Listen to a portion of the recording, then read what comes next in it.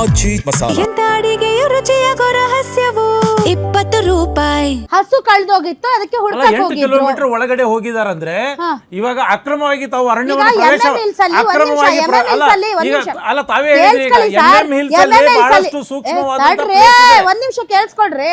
MM hills ಅಲ್ಲಿ ದನದ ಮಾಂಸಕ್ಕೆ ವಿಷ ಬೇರಿಸಿ ಹುಲಿಗಳನ್ನ ಸಾಯಿಸಿದ್ರು. ಎದಕ್ಕೆ ಎದಕ್ಕೆ ಎದಕ್ರಿ? ಅಲ್ಲ ಏನಾದ್ರೂ ಇರ್ಬೋದು ನೋಡಿ. ಇವತ್ತು ನಿಮ್ಗೆ ಗೊತ್ತಿಲ್ಲ, ನಾ ಹೇಳ್ತೀನಿ ಕೇಳಿಸ್ಕೊಡ್ರಿ. ಎದಕ್ಕಂದ್ರೆ ಪಾಪ ದನಕರಗಳನ್ನ ತಿಂತಿದ್ವು ಅಂತ, ದನಕರಗಳನ್ನ ತಿಂತಿದ್ವು ಅನ್ನೋ ಕಾರಣಕ್ಕೆ ನಮ್ಗೆ ಗೊತ್ತಲ್ಲ, ಹಸುಗಳಂತಂದ್ರೆ ನಾವು ಭಾಳ ಭಾವನಾತ್ಮಕವಾಗಿ ಸಂಬಂಧ ಇರ್ತೈತಿ. ಮತ್ತು ಅವು ಹೈನುಗಾರಿಕೆ ಅವ್ರದ್ದು ಜೀವನದ ಒಂದು ಮಾರ್ಗೋಪಾಯ ಆಗಿರುತ್ತೆ. ಸೊ ತಮ್ಮ ಪ್ರಕಾರ 8 ಕಿಲೋಮೀಟರ್ ಒಳಗೆ ಹೋಗ್ಬೇಕು, ಹೋಗಬಾರ್ದಂತ ಏನಿಲ್ಲ ಹಸುಗಳಿಗೆ. ಆದ್ರೆ ನೋಡಿ, ಇವತ್ತು ಅರಣ್ಯ ಒಳಗಡೆ ನೀವು ಅಕ್ರಮವಾಗಿ ಪ್ರವೇಶ ಮಾಡ್ತೀರಿ. ಪ್ರವೇಶ ಮಾಡಿದ್ಮೇಲೆ ಖಚಿತ ಮಾಹಿತಿಯನ್ನ ಆಧಾರ ಮಾಡಿಕೊಂಡು ಇವತ್ತು ಅರಣ್ಯ ಸಿಬ್ಬಂದಿಗಳು ಅಲ್ಲಲ್ಲ ಅರಣ್ಯ ಸಿಬ್ಬಂದಿಗಳಿಗೆ ಖಚಿತವಾದಂತಹ ಮಾಹಿತಿ ಅಲ್ಲಿ ಸಿಕ್ಕಿದೆ. ಅಲ್ಲಿ ಕಳ್ಳು ಬೇಟೆಗಾರರಿದ್ದಾರೆ, ಕಾಡುಗಳಿದ್ದಾರೆ ಅಂತ ಖಚಿತ ಮಾಹಿತಿ ಸಿಕ್ಕಿದ ಆಧಾರದ ಮೇಲೆ ನಮ್ಮ ವಲೀಸ್ ಸರ್ ಹೇಳೋ ಪ್ರಕಾರ ಅವ್ರ ಮೇಲೆ ಈ ಹಿಂದೆ ಈ ತರದ ಕೇಸ್ಗಳಿದೆ ಅಂತ ಅವ್ರು ಹೇಳ್ತಾರೆ. ಆಮೇಲೆ ಆ ಭಾಗದಲ್ಲಿ ಮಾನವ ಮತ್ತು ವನ್ಯಜೀವಿಗಳ ಸಂಘರ್ಷ ಸುಮಾರು ವರ್ಷಗಳಿಂದ ಆಗ್ತಾ ಇದೆ. ಬಹಳಷ್ಟು ಸೂಕ್ಷ್ಮ ಪ್ರದೇಶ. ಇವಾಗ ವಲ್ಲಿ ಅವರು ಹೇಳ್ತಾ ಇದ್ರು, ವಲ್ಲೀಶ್ ಅವರು, ಅಲ್ಲಿ ಬೇರೆ ಬೇರೆ ರಾಜ್ಯಗಳ ಬಾರ್ಡರ್ ಇರುವಂತಹ ಅರಣ್ಯ ಪ್ರದೇಶ ಅದು. ಸೊ ಹಾಗಾಗಿ ಅಲ್ಲಿ ಹುಲ್ಲು ಸಲುವಾಗಿ, ಗೊಬ್ಬರದ ಸಲುವಾಗಿ ಬರ್ತಾರೆ. ಸೆನ್ಸಿಟಿವ್ ಇರೋದ್ರಿಂದ ಅಲ್ಲಿ ಖಚಿತ ಮಾಹಿತಿ ಇರೋದ್ರಿಂದ ಅಲ್ಲಿ ಹೋಗಿದ್ದಾರೆ ಇವರು. ಸರ್ ಈಗ ಕಾಡಿನಲ್ಲೇ ಬದುಕ್ತಾ ಇರುವಂತಹ ಗ್ರಾಮಸ್ಥರಿಗೆ ನೀವು ಕಾಡೊಳಗೆ ಹೋಗಬೇಡಿ, ನೀವು ಅನಧಿಕೃತವಾಗಿ ಅಥವಾ ಬೇರೆ ಬೇರೆ ಉದ್ದೇಶಕ್ಕೆ ಅಥವಾ ಬೇಟೆ ಆಡೋದಕ್ಕೆ ಅದಕ್ಕೆ ಹಸುಗಳನ್ನ ಹುಡ್ಕಕ್ ಹೋಗಿದ್ದಾರೆ ಅಂತ ತಾನೇ ಅವ್ರ ಫ್ಯಾಮಿಲಿ ಇವತ್ತು ಇವ್ರದ್ದು ವರ್ಷನ್ ಇರೋದು, ಫ್ಯಾಮಿಲಿ ವರ್ಷನ್ಸ್ ಇರೋದು.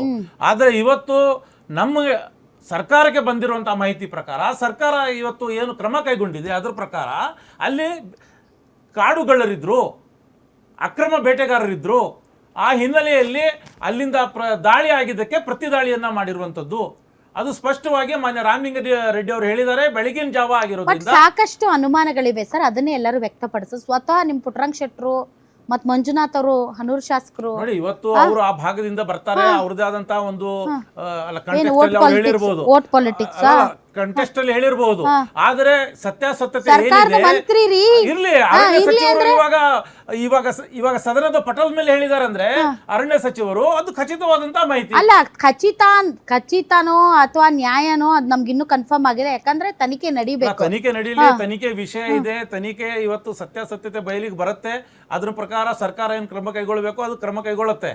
ಆದ್ರೆ ಇವತ್ತು ಅಲ್ಲಿ ಕಾಡುಗಳರು ಆಮೇಲೆ ಅತಿ ಸೂಕ್ಷ್ಮವಾದ ಪ್ರದೇಶ ಆಗಿರೋದ್ರಿಂದ ಇವಾಗ 34 ವರ್ಷಗಳ ಹಿಂದೆ ನರಹಂತಕ ಕಾಡುಗಳ ವೀರಪ್ಪನ ಇಂದ ಅಲ್ಲಿ ಶಕೀಲ್ ಅಹಮದ್ ಅಂಥವ್ರು, ಆಮೇಲೆ ನಮ್ಮ ಯಾರು ರಘು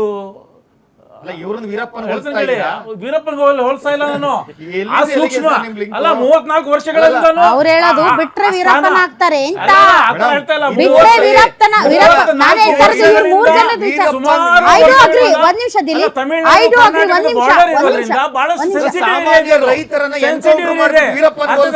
ವೀರಪ್ಪನಿಗೆ ಹೋಲಿಸ್ತಾ ಇಲ್ಲ ಸ್ವಾಮಿ. ವೀರಪ್ಪನ ಕಾಲದಿಂದಲೂ ಇವತ್ತಿನವರೆಗೆ ಬಹಳ ಸೂಕ್ಷ್ಮವಾದ 34 ವರ್ಷ ಹಿಂದೆ ದಕ್ಷ ಪೊಲೀಸ್ ಆಫೀಸರ್ಸ್ 34 ವರ್ಷಗಳ ಹಿಂದೆ ಅಲ್ಲಿ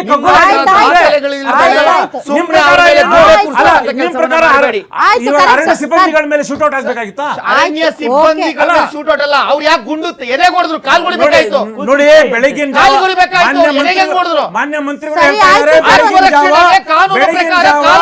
ಬೆಳಗ್ಗೆ ಕಲ್ಲು ಬಂಡೆ ಒಂದ್ ಬ್ರೇಕ್ ತಗೊಳ್ಬೇಕು, ಒಂದ್ ನಿಮಿಷ. ಕರೆಕ್ಟ್. ಈಗ ಮಹೇಶ್ ಗೌಡ್ರು ಹೇಳಿದ ರೀತಿಯಲ್ಲಿ ಗುಂಡಿನ ಚಕಮಕಿ ನಡೆದು ಅಲ್ಲಿ ಶೂಟೌಟ್ ಆದ್ಮೇಲೆ ಸ್ಥಳ ಮಹಾಜರು ನಡೆಸಬೇಕಾಗಿತ್ತು. ಸ್ಥಳ ಮಹಾಜರನ್ನ ನಡೆಸದನೆ ಏಕಾಏಕಿ ಆಸ್ಪತ್ರೆಗೆ ಸಾಗಿಸಿದ್ದು ಯಾಕೆ? ಇಲಾಖೆಯ ತಪ್ಪುಗಳನ್ನ ಏನಾದ್ರೂ ಮುಚ್ಚಿಡೋದು ಅಂತ ಪ್ರಯತ್ನ ನಡೆದಿದೆ ಅನ್ನೋದು ತುಂಬಾ ಜನ ಕೇಳ್ತಾ ಇರುವಂತಹ ಪ್ರಶ್ನೆ. ಆಮೇಲೆ ಪರಿಹಾರ ಘೋಷಣೆ ಮಾಡೋದು. ಅವರು ಕಾಡುಗಳ್ಳರಾಗಿದ್ದು ಅವರು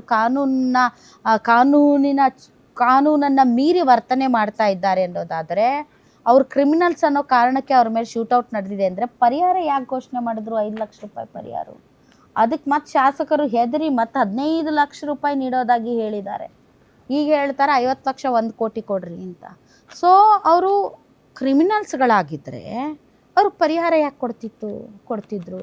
ಏನಿದೆಲ್ಲ ಏನು ಒಂದಕ್ಕೊಂದು ಲಿಂಕೇ ಇಲ್ಲಪ್ಪ ಈ ಸರ್ಕಾರದ ನಡೆಗಳು ಇಷ್ಟು ಅನುಮಾನಾಸ್ಪದವಾಗಿದೆ ಅಂತಂದರೆ ನೀವು ಇತ್ಲಾಗೆ ನಿಮ್ಮ ಅರಣ್ಯ ಇಲಾಖೆ ಸಿಬ್ಬಂದಿಗಳನ್ನು ಕೂಡ ವಹಿಸ್ಕೊಳಕ್ಕಾಗ್ತಿಲ್ಲ, ಆ ಕಡೆ ಗ್ರಾಮಸ್ಥರನ್ನು ವಹಿಸ್ಕೊಳಕ್ಕಾಗ್ತಾ ಇಲ್ಲ. ಎಂಥ ಪರಿಸ್ಥಿತಿ ಬಂದಿದೆ ಅಂದರೆ ಇದ್ರ ಸತ್ಯಾಸತ್ಯತೆ ಏನು ಅಂತ ಗೊತ್ತಾಗ್ತಾ ಇಲ್ಲ. ಆ್ಯಂಡ್ ಮೊರೋವರ್ ಅಲ್ಲಿ ಏನು ನಡೆದಿದೆ ಏನು ನಡೆದಿಲ್ಲ ಅನ್ನೋದ್ರ ಬಗ್ಗೆ ರಾಮಲಿಂಗಾರೆಡ್ಡಿ ಅವ್ರಿಗಿಂತ BJP ಅವ್ರಿಗೆ ಹೆಚ್ಚಿನ ಮಾಹಿತಿ ಇದ್ದಂಗೆ ಕಾಣ್ತಾ ಇದೆ, JDS BJP ಅವ್ರಿಗೆ.